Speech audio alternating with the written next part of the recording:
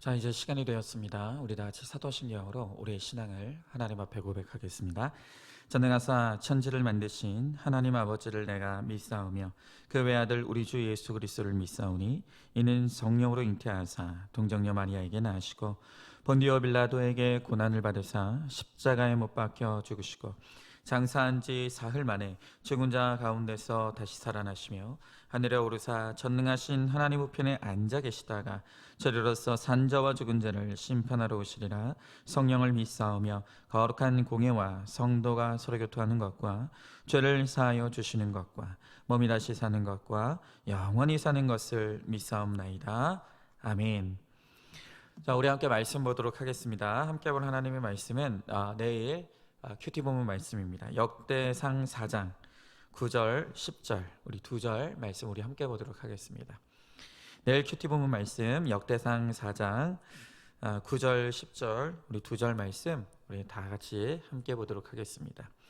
자, 9절 10절 우리 함께 읽도록 하겠습니다. 시작. 야베스는 그의 형제보다 귀중한 자라. 그의 어머니가 이름하여 이르되 야베스라 하였으니 이는 내가 속으로이 낳았다 함이었더라. 야베스가 이스라엘 하나님께 아뢰어 이르되 주께서 내게 복을 주시려거든 나의 지역을 넓히시고 주의 손으로 나를 도우사 나로 환난을 벗어나 근심이 없게 하옵소서 하였더니 하나님이 그가 구하는 것을 허락하셨더라. 아멘.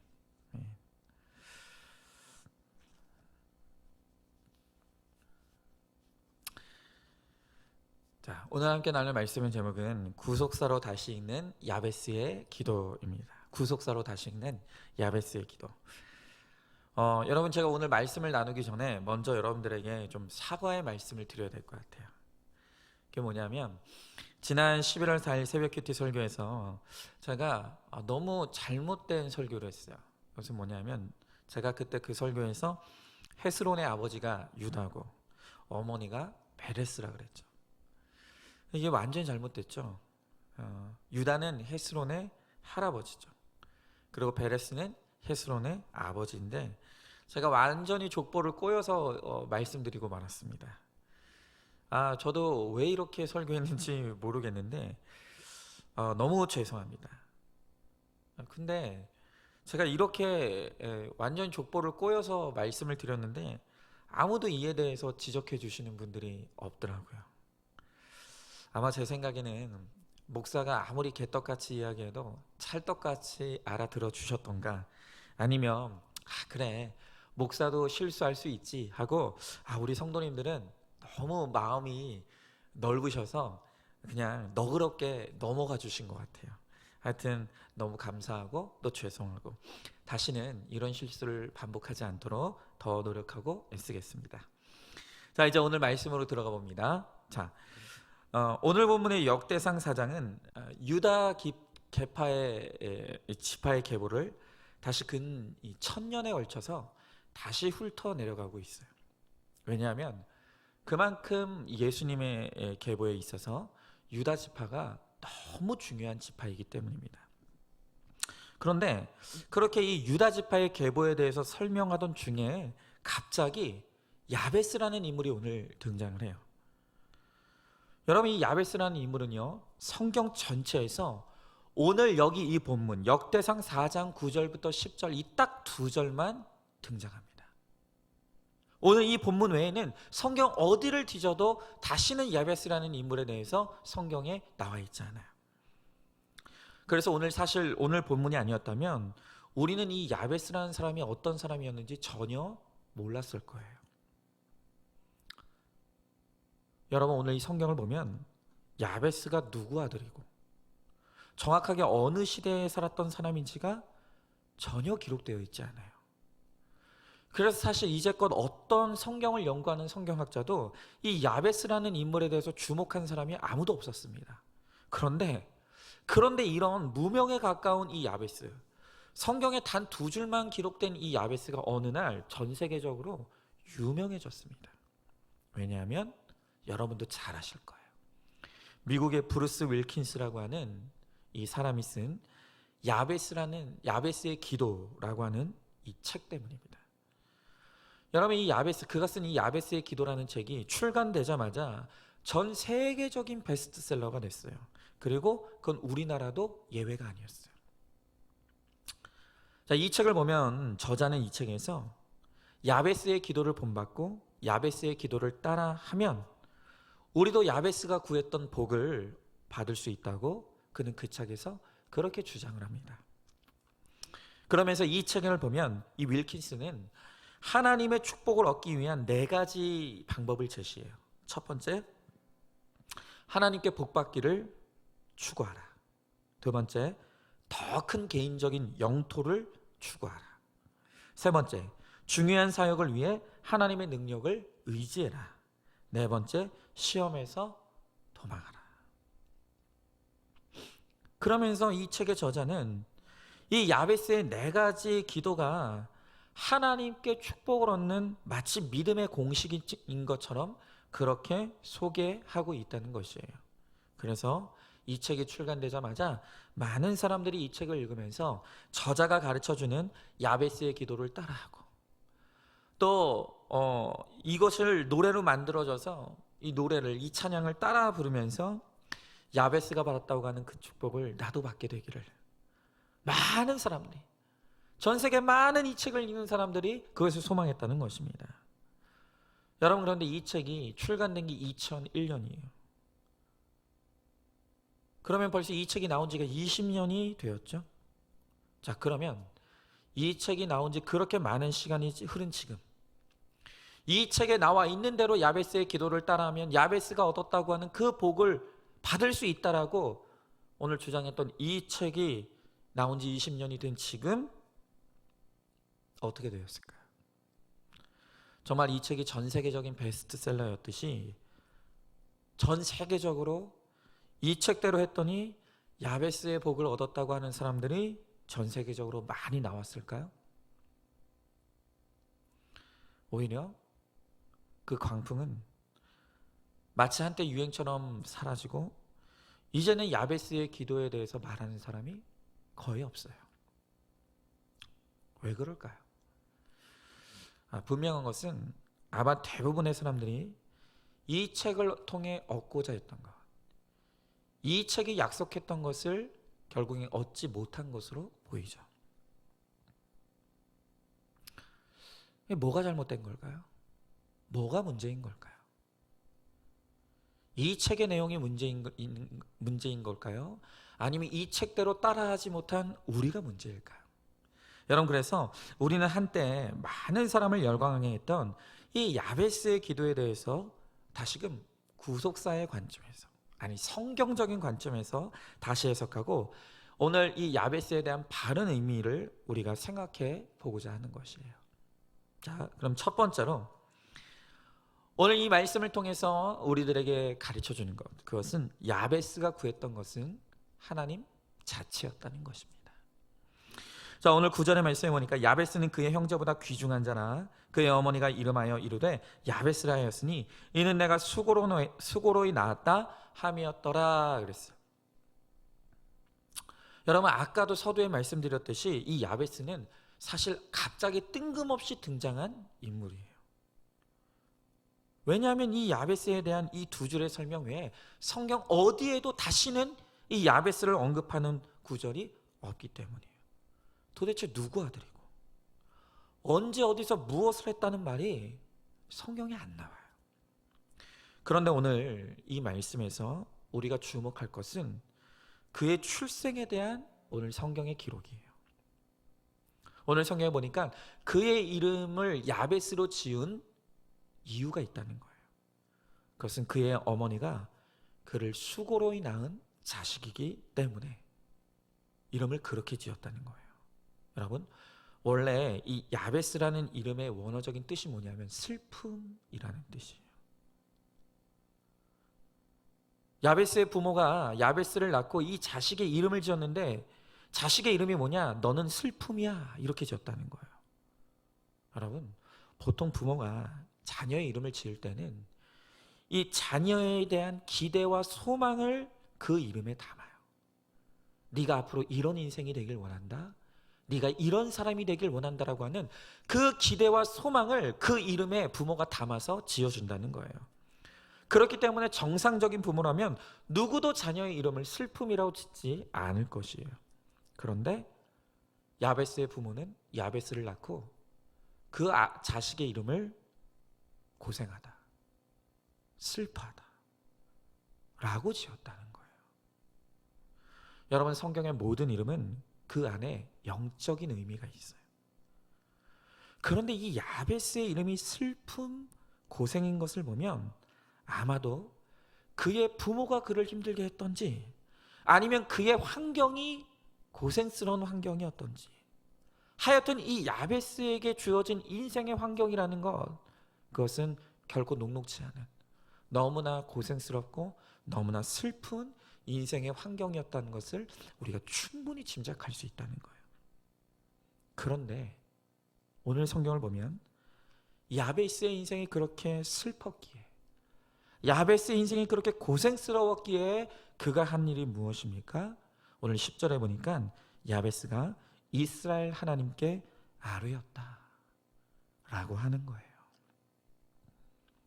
부모가 나를 힘들게 하고 환경이 나를 힘들게 하니 하나님이 야베스의 부모가 되어서 힘들 때마다 이 야베스는 하나님을 찾고 하나님을 부르며 하나님의 위로를 얻는 인생이 되었다는 거예요. 여러분, 나를 힘들게 하고 슬프게 하는 이 부모 때문에 야베스가 하나님을 만나고 하나님의 위로를 받았으니 이 야베스의 인생에 가장 고마운 사람이 누구입니까? 이 부모님이죠. 여러분, 우리에게도 내 인생을 수고롭게 하고 내 인생을 슬프게 하는 사람들이 있어요. 다 그 사람만 없으면 내 인생이 너무 편안할 것 같은 그 부모, 그 배우자, 그 자녀가 있다는 거예요. 그런데 사실은 나를 고생스럽게 하고 나를 슬프게 한다고 여기는 바로 사실은 그들 때문에 내가 주님 앞에 나올 수가 있었다는 것을 우리가 잊지 말아야 돼요. 그들이 내 인생을 고생스럽게 하고 그들이 내 인생을 슬프게 한 것이 아니라 바로 그 배후에 계시는 하나님께서 내 인생을 고생스럽게 하시고 슬프게 하셨다는 것을 알아야 되는 거예요. 여러분, 이렇게 구속사적으로 내 인생을, 내 고난을 깨달아야 그때부터 인생이 제대로 해석되기 시작하는 거예요. 내 고난의 의미가 깨달아지기 시작하는 거예요. 여러분, 우리가 예수님을 만나기 전에는 부모가 무능력해서, 자녀가 문제를 일으켜서 내 인생이 고생스럽고 슬프다고 생각합니다. 골치 아픈 내 가족이 내 인생을 방해한다고 그렇게 생각하는 거예요. 그러나 사실은 그들의 수고 덕분에, 그들이 나를 위해 수고했기 때문에 내가 하나님을 찾고 하나님을 만나게 되었다는 것입니다. 그러므로 나를 구원하시는 하나님을 믿는다면 내 부모와 환경이 나를 수고하게 한 것이 아니라 그조차 하나님이 계획하신 환경이었다는 것을, 바로 그것이 나를 구원하시기 위한 하나님의 세팅이었다는 것을 이제 우리가 믿음으로 해석해야 되는 거예요. 결국 하나님께서 내게 나의 부모와 환경을 허락하신 것은 나로 하여금 이스라엘 하나님께 아뢰는 바로 그 야베스가 되라고, 나도 이스라엘 하나님께 아뢰는 야베스의 인생을 살라고 주신 축복이라는 것입니다. 여러분, 바로 그런 의미에서 성경은 이 야베스가 그의 형제보다 귀중한 자다라고 해요. 여러분, 이 말이 무슨 의미겠어요? 여러분, 이 브루스 윌킨스는 그의 책에서 이 야베스가 그의 형제보다 귀중하다는 이 구절의 뜻을 어떻게 해석하냐 하면, 야베스가 비록 출생은 힘들었지만 하나님의 축복을 받아 나중에는 그 형제들보다 더 출세한 일종의 인간 승리를 이루었다라는 것으로 그렇게 해석을 해요. 하지만 여러분, 이 말은 절대 그런 의미가 아니에요.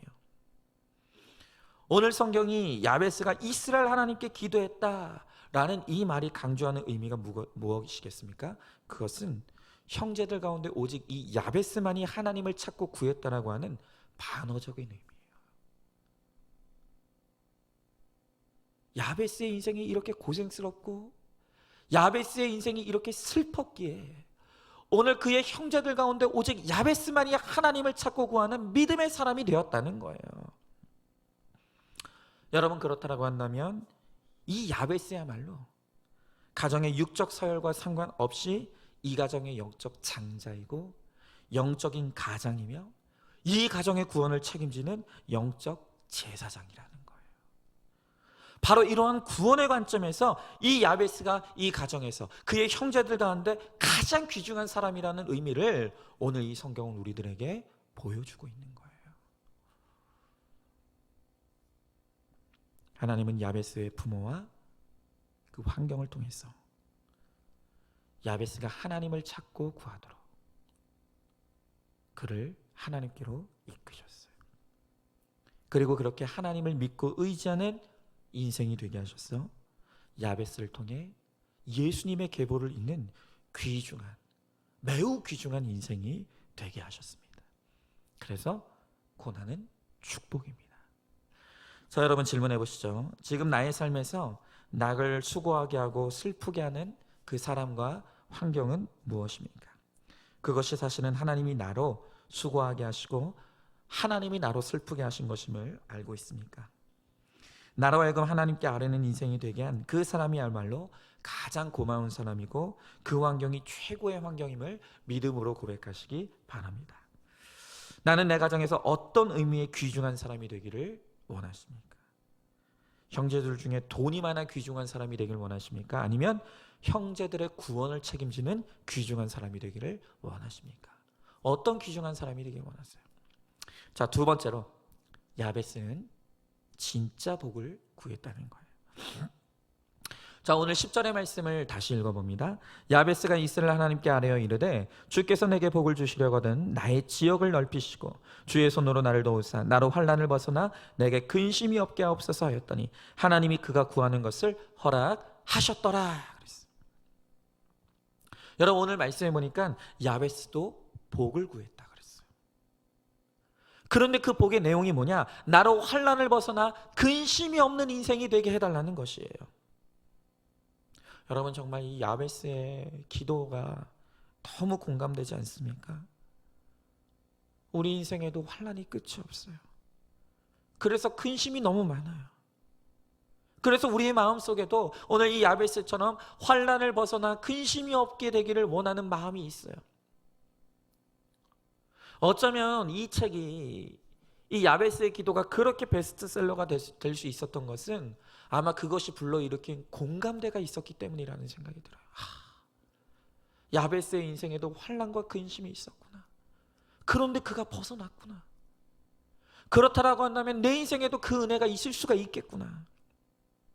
여러분, 그런데 어떻게 하면 환난이 없고 근심이 없는 인생이 될 수가 있겠습니까?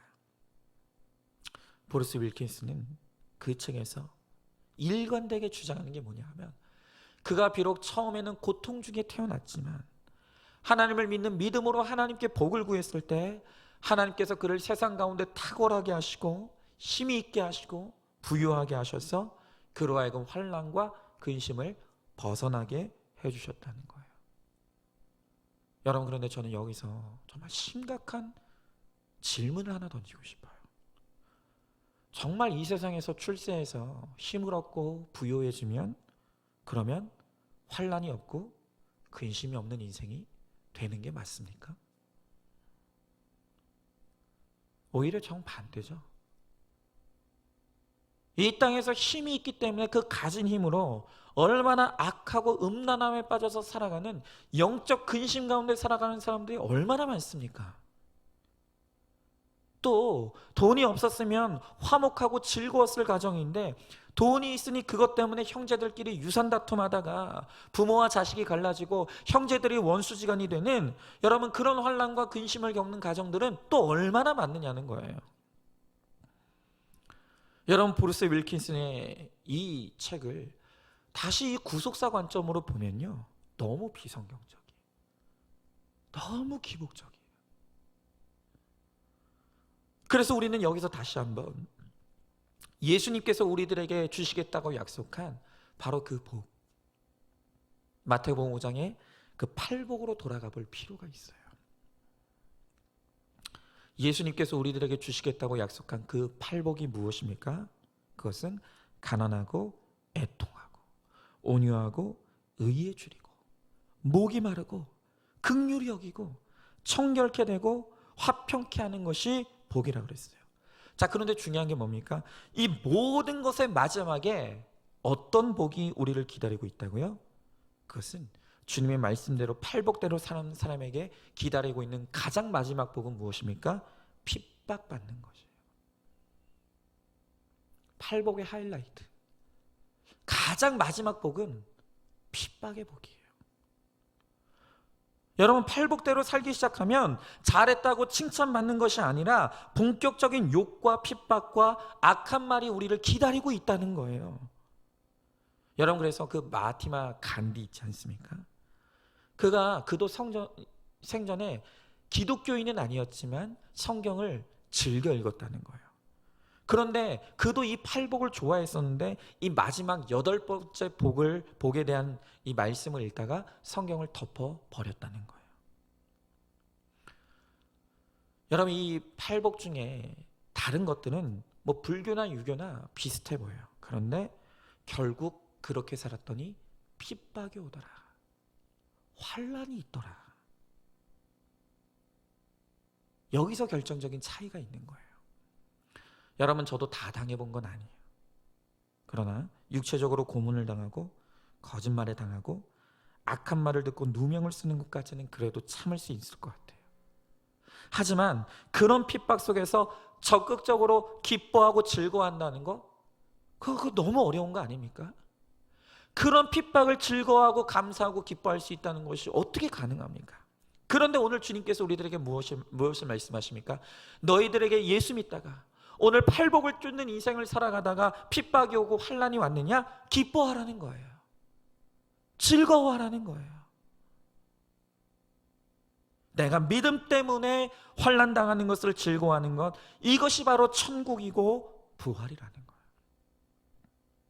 주님과 함께이기에 환난 가운데서도 기뻐하고 즐거워하는 자는 이미 이 땅에서도 누구도 빼앗을 수 없는 천국을 살아가는 사람이라는 거예요. 여러분, 팔복의 핵심은 가난이에요. 그리고 주제는 환난이에요. 그리고 팔복의 처음도 끝도 천국이에요. 우리가 인생을 살면서 이 땅에서 믿음으로 살아갈 때 주님 때문에 받는 환난이 있고 핍박이 있어요. 그러나 그 환경을 초월하는 주님 때문에 기뻐하고 즐거워하는 것이 하나님의 백성, 주님의 제자가 걸어갈 길이라는 거예요. 여러분, 내가 내 통장의 잔고에 따라서 슬프기도 하고 기쁘기도 한다면 과연 그 내 삶의 기쁨은 하나님께로부터 온 것입니까? 아니면 통장으로부터 온 것입니까? 내 환경이 좋으면 기뻐하고 내 환경이 슬프다라고 한다면 과연 지금 내가 누리고 있는 이 평안은 하나님께로부터 온 것입니까? 세상으로부터 온 것입니까? 그러나 진정한 하나님의 백성, 주님의 제자는 이 땅에 내게 주어진 환경을 초월하고 상황을 초월하여 오직 주님 때문에 주님으로 말미암는 평안과 기쁨을 누리며 확신 가운데 살아가는 사람들이라는 거예요. 그리고 바로 그것이야말로 우리가 근본적으로 환난을 벗어나 근심이 없는 인생을 살아가는 비결인 거예요. 여러분, 그러므로 정말로 우리가 우리 인생에 하나님 앞에 이제 간구해야 될 것은 문제 해결이 아닌 문제 해석이에요. 여러분, 우리 인생의 문제라는 것은 하나가 해결되면 또 다른 문제가 오게 되어 있어요. 끊임없는 문제의 연속이에요. 여러분, 그러나 문제가 온다 할지라도 그 문제가 해석되어질 때, 그것이 말씀으로 해석되어지고 그 환난 가운데 내게 찾아오시는 그 하나님을 누리고 하나님 때문에 기뻐하고 감사할 수 있을 때 우리는 더 이상 이 땅의 환경이 우리를 흔들지 못하는 절대 기쁨과 절대 평안을 누리며 살아갈 수가 있다는 것입니다. 여러분, 이번에 이명숙 전사님의 가정에 또 한 번 환란이 왔죠. 이제껏 우리 임 전사님의 거룩과 구원을 위해서 그토록 수고하셨던 이 남편이 또 쓰러지는 이 사건을 통해 또다시 환란이 왔어요. 제가 지금 이 사건들 가운데 가만히 우리 교회 안에서 들려오는 소식들을, 이야기들을 들어보니까 이 이명숙 전사님의 환란을 바라보는 어떤 성도님들 가운데 이 마음에 혼란과 혼돈이 오시는 분들이 있는 것 같아요. 아니, 저렇게 구속사의 말씀대로 잘 순종하며 적용을 이루면서 살아간 우리 임 전사님에게 왜 저런 환란이 또 오는가? 그러면서 하나님이 무섭다고 느끼는 분들이 있다는 것이에요. 그런데 지켜보는 사람들은 어떻게 저런 환란이 올 수 있는가? 왜 하나님께서 임 전사님에게 저런 환란을 주시는가? 하나님 너무 무섭다. 오늘 그렇게 느끼고 있는데 정작 이 환란의 당사자인 전도사님은 반대라는 거예요. 물론 우리 전도사님 왜 힘들지 않겠습니까? 환란인 이유는 힘들기 때문이에요. 힘들지 않으면 환란이 아니죠. 힘들어요. 그런데 왜 정작 당사자인 전도사님은 이 환란을 가운데 평안을 누리고 가고 있냐는 것이, 바로 그 모습 자체가 우리 임 전도사님이 세상에 속한 것이 아니라 하나님께 속한 하나님의 사람, 말씀의 사람이라는 것을 증거하는 강력한 증거가 되고 있다는 거예요. 그리고 무엇보다 이 환란이 주제가 되어서 교과서인 성경을 펴고 스승 되시는 성령의 인도를 받아 오늘 이 사건을 해석해 가면서 나아가니까 오늘 이것이 불행한 사건이 아니라, 내 가정이 망하는 사건이 아니라 오늘 이 가정의 거룩을 위해서 꼭 필요해서 주신 사건이라는 것을 오늘 우리 임 전사님이 해석하며 가시는 거예요. 그러니까 오늘 주어진 사건과 상관없이, 오늘 환경과 상관없이 주님 때문에 누리는 오늘 평안과 기쁨을 누리며 가고 있다는 거예요. 그래서 저는 오늘 마지막으로 오늘 이 환란을 통과하고 있는 우리 임 전도사님이 이 환란 중에 묵상한 큐티 묵상을 오늘 여러분들과 함께 좀 나누려고 해요.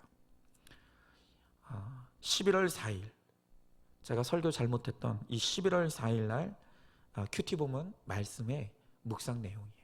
여러분 한번 제가 읽어드릴 테니까 잘 들어보세요. 오늘도 여전히 이어지는 계보가 기록되어 있다. 그 중에서도 헤스론의 자손들이 소개가 되고 있다. 이른 새벽부터 일어나 기막힌 큐티 설교를 3번 듣고 기도를 하고 딸의 아침을 준비하고 동트기 전에 길을 나섰다. 남편을 보러 가는 길이 너무 설레고 좋았다. 남편을 볼 수 있다는 것이 감사하고, 특별히 오늘 결혼 기념일인데 비록 병원이지만 얼굴을 마주 대할 수 있다는 것, 그 자체만으로 감사가 나왔다. 남편의 사고 소식을 제일 먼저 목사님께 알리며 떠오른 생각은 우리 교인들이었다. 남편의 문제가 아니라 교회가 제일 먼저 염려가 되었다. 우리 교인들이 이 소식을 듣고 하나님을 두려워하며 어쩌나, 무서운 하나님이라고 인식하면 어쩌나 하는 생각이 들면서 내 머리를 스치는 기도문은 하나나, 이 사건으로 복음이 회방받지 않게 해주세요. 복음을 회방하지 않게 하소서. 그리고 나는 이 사건이 왜 나에게 왔는지 묵상했다. 이제는 말씀을 누리면서 설교되었는데 이 사건은 무슨 의미가 있을까? 하나님께서 이 사건을 통해 이루시고자 하는 꿈이 무엇인가? 내가 아직도 남편을 통해 이루지 못한 회개가 있는 것일까를 깊이 묵상했다. 그러나 남편과의 관계에 대한 것에서는 아무것도 떠오르지 않았다. 왜냐하면 5년 내내 사과만 했으니. 네. 정말 열심히 사과했죠. 네. 자, 그럼 무엇인가? 사고 당일날 금요일은 시편 8편이 큐티 본문이었다. 어찌 그리 아름다운지요. 토요일은 시편 9편에 주의 모든 기이한 일들을 전하리이다. 하나님은 말씀으로 남편의 사고가 아름답다고 하셨고 주의 기이한 일들을 전한다 하셨는데 이제 이어지는 말씀은 계보가 등장했다. 계보. 나는 4대째. 시댁은 남편이 당대의 믿음의 계보를 가지고 있다.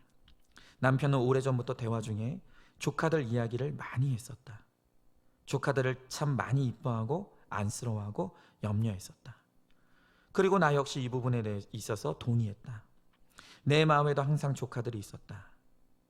하지만 남편이 미웠을 때는 내 일이 아니라 여기며 나 사느라 정신이 없어서 둘러보지 못했기에 조카들이 믿음 생활을 어떻게 하고 있는지에 대한 궁금증은 있었으나 굳이 내가 아니어도 부모님들이 다 믿음 안에 계시니 내가 할 일이 없다고 생각했었다. 하지만 남편이 이렇게 되고서야 나는 군더더기 없이 결단하게 된다. 남편의 소망이었던 조카들의 구원, 그리고 우리 계보에 예수 그리스도의 임재가 강력하게 임하고 인생의 목적이 거룩이 되는 삶의 전환점이 되기를 꿈꾸게 된다. 하나님의 뜻을 이루게 되니 눈물이 뚝 멈춰진다. 하나님의 뜻을 이해하게 되니 눈물이 뚝 멈춰진다. 그래서 이번 일을 계기로 조카들을 가족 단톡방으로 초대했다. 그리고 이제는 단톡방에다 말씀 묵상한 것을 조카들도 볼 수 있도록 올리려고 한다. 그래서 이 기이한 일들 가운데 외치는 나의 복음을 통해 내 조카들도 믿음의 계보를 잇게 되기를 소망한다. 마지막으로 적용하기로 남편은 주께 맡기고 잘 먹고 잘 자겠습니다. 여러분, 우리 임전사님, 정말 이 구속사의 말씀이 우리 안산중앙교회에 뿌리내리고 가장 선두에서 이 말씀대로 믿고 살고 누리던 우리 임전사님에게 환난이 왔어요.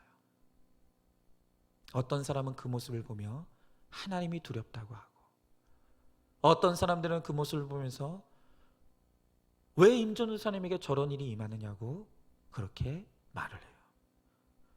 그런데 우리 임전사님은 여기서 평안을 누리고 있어요. 감사를 고백하고 기쁨을 고백하고 있어요. 어떻게요? 그것은 이 환난이라는 주제를 가지고 여전한 방식으로 성경의 교과서를 펴고 나의 스승 되시는 성령님께 물을 때 성령께서 이 사건은 있어야 될 일이라고, 이 사건은 망하는 사건이 아니라 이 가정을 더욱 거룩하게 세우고 이 가정이 믿음의 계보를 잇는 영적 명문 가정이 되게 하시기 위한 하나님의 축복의 사건이라는 것을 하나님께서 해석해 주셨기 때문이에요. 그래서 그 뜻을 이해하게 되니 눈물이 뚝 멈춰졌다고 말씀하시는 거예요. 오늘 우리 전도사님은 이 전도사님에게 주신 이 환난의 기이한 일들을 통해 구원의 지경이 나와 내 가정뿐만이 아니라 이제 내 조카들, 아니 우리 전도사님의 간증을 듣게 될 그 수많은 영적 자녀들을 출생할 도구로 쓰임받길 원한다라고 오늘 그렇게 말씀하시는 거예요. 여러분, 이게 바로 나의 지역이 넓어지는 거예요. 이 땅에서 내 이름으로 된 집이 있으면 뭐 하겠습니까? 내 이름으로 된 땅이 있으면 뭐 하겠습니까? 오늘 나를 통해서 어떤 믿음의 지경도 이루어지지 않고 어떤 나로 인해서 예수 믿게 된 사람이 단 한 사람도 없다라고 한다면 이 땅에서 내가 누리는 그 지경들과 지역들이 도대체 무슨 의미가 있겠냐는 거예요. 과연 이 땅에서 악과 죄에 이끌려서 살아가는, 비록 이 땅에서는 많은 지옥을 거느리고 사는 사람일지 모르겠지만 그러나 그렇게 이 땅에서 악과 죄 가운데 살아가던 사람들에게 주어질 천국에서의 지역이 과연 있겠냐는 것입니다.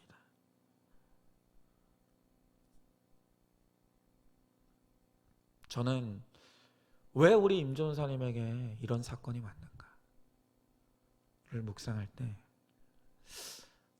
참 아프고 힘들지만 우리 임 전사님 외에는 이 사명을 감당할 사람이 없기 때문에 우리 수준 높은 임양수 전사님에게 감당할 만한 이 환난과 고난을 허락하시는 것 같아요. 그리고 이때 우리들에게 지금 임 전사님이 보여주는 그 모습을 통해서 오늘 그것을 지켜보는 우리들에게 말씀의 능력이 어떠한지, 그리고 환난이 왔을 때 우리가 어디로 가야 하며 어떻게 해야 되는지를 오늘 우리들에게 알려주시기 위해서 우리 임양수 전사님을 다시 한번 약재료로 오늘 우리들을 위해 써주신다는 그런 생각을 하게 됩니다. 여러분, 저도 마찬가지고 오늘 여러분들도 마찬가지예요. 우리 임 전사님이 고난 중에 부르는 노래를 여러분 잘 듣길 원해요. 잘 보시길 원해요. 그리고 나에게도 하나님께서 있어야 될 일로 주시는 환난이 찾아왔을 때 그때 우왕좌왕하지 말고, 그때 임양수 전사님은 그 기가 막힌 환난 가운데 여전한 방식으로 말씀 앞으로 갔었지. 그리고 거기서 스승 되시는 성령의 인도하심을 받아 고난을 잘 해석했었지. 그리고 그 고난 중에도 오늘 그렇게 나의 간증을 노래하며 오늘 이것을 많은 사람들을 구원하는 복음의 약재료로 사용했었지. 오늘 그것을 잘 기억하시고 오늘 나의 환난의 때에도 우리 임전사님이 걸어가시는 그 길을 잘 따라 걸어가고, 그래서 고난이 축복이 되는 오늘 저와 여러분 될 수 있기를 간절히 축원합니다. 자, 질문해 봅니다. 여전히 문제 해결만 구하면서 문제에 시달리고 있지는 않습니까? 문제 해결이 아닌 해석이 될 때 비로소 환난을 벗어나 근심이 없게 될 것을 믿으십니까? 팔복 중에 최고의 복은 바로 환난 중에도 기뻐하는 것임을 믿으십니까? 이제 우리가 어떤 환난을 당하더라도 그 환난의 주제를 가지고 교과서인 성경을 펴고 스승이신 성령의 가르침을 받아 환난 중에도 기뻐하고 감사하며 오늘 우리의 환난이 약재료가 되어 많은 사람들을 구원하는 구원의 통로가 되는 우리 모두가 되기를 소망합니다. 자, 우리 함께 기도하겠습니다. 하나님,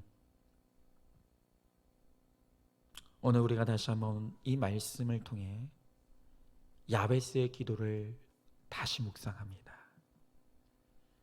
비록 이 야베스가 슬픔 중에 낳은 자식이고 고통 중에 낳은 자식이었지만, 그러나 그 인생이 고생스럽고 슬펐기에 그는 이스라엘 하나님께 아뢰는 인생이 되었다고 말씀하십니다. 주님, 오늘 이 부모의 수고와 형제들의 수고를 통해서 야베스가 하나님을 만났던 것처럼, 그리고 그 하나님을 만난 것이 그의 인생의 최고의 복이었으며, 또한 그것을 통해서 하나님은 이 야베스가 이 가정의 구원을 위해 가장 귀중한 자로 쓰임받게 되는 것을 우리가 보는 것처럼 하나님, 우리의 인생의 가치관도 변화되게 하시고 이제 기복이 아닌 팔복의 인생을 살아감으로 하나님, 우리도 정말로 내가 이스라엘 하나님께 아뢰는 인생이 되게 하시고 오직 주의 구원을 사모하고 소망으로 말미암아 나도 내 가정의 구원을 책임지는 내 가정의 가장 귀중한 자가 되는 은혜와 축복을 심입게 하여 주시옵소서. 하나님, 또한 오늘 이 야베스가 환난을 벗어나 근심이 없는 복을 구했다고 합니다.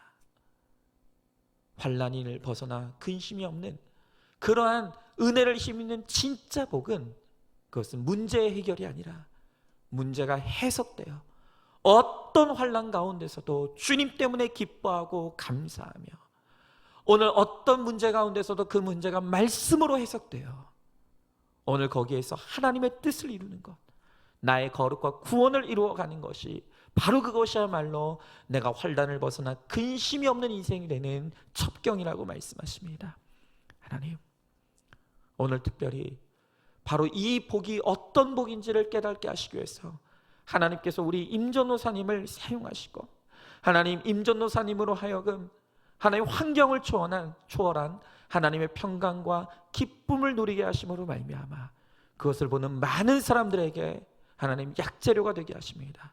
하나님 우리 임전도사님에게 힘을 주시고 버틸 능력과 또한 이 환난의 시기들을 통과할 수 있는 하나님 은혜를 베푸셔서 하나님 이 시간 동안 많은 사람들이 우리 전도사님의 모습을 통해 하나님을 느낄 수 있게 하여 주시옵시고 하나님 정말로 이 가정에 예수님이 나시는 믿음의 복된 가정이 되게 하심으로 말미암아 이 가정을 통해서 정말로 많은 영혼들이 주님께 돌아오게 되는 하나님 구원의 통로의 역할을 감당하는 하나님 우리 임전사님 또 이 가정 될 수 있도록 주님 은혜 베풀어 주시옵소서. 특별히 우리 이성호 전사님을 위해서 기도합니다. 하나님 치료의 과정 가운데 있습니다. 많은 어려움이 있고 또 많은 수고로움이 있지만 하나님 주님께서 친히 손대어 주시고 주님께서 친히 함께하여 주셔서 모든 치료와 회복의 과정 가운데 함께하여 주시옵시고 하나님 정말 이 시간들을 통해 깨달은 그 은혜들을 통해서 더욱더 이후에 하나님의 영광을 위해서 살아가는 하나님 정말로 우리 성호 전사님 될 수 있도록 주님께서 은혜 베풀어 주시옵소서. 우리 주님께서 이 말씀을 듣는 모든 자들에게 야베스의 복을 허락하여 주실 줄 믿사오며 사랑이 많으신 우리 예수님 이름 받들어 기도드리옵나이다. 아멘. 이제는 우리 주 예수 그리스도의 은혜와 하나님의 사랑과 성령의 교통하심이 오늘 야베스와 같이 나의 고생스럽고 슬픈 나의 인생이기에 그 환경을 통하여 이스라엘 하나님을 찾고 구하는 하나님을 소유하는 진정한 복이 있는 인생이 되기를 소망하는 사랑하는 모든 성도들 머리 위에 또한 정말로 어떤 환난 가운데 오직 주님 때문에 주님과 함께하기에 근심이 없는 이 땅에서 천국의 삶을 살기를 소망하는 사랑하는 모든 성도들 머리 위에 이제로부터 영원토록 함께 계실지어다. 아멘.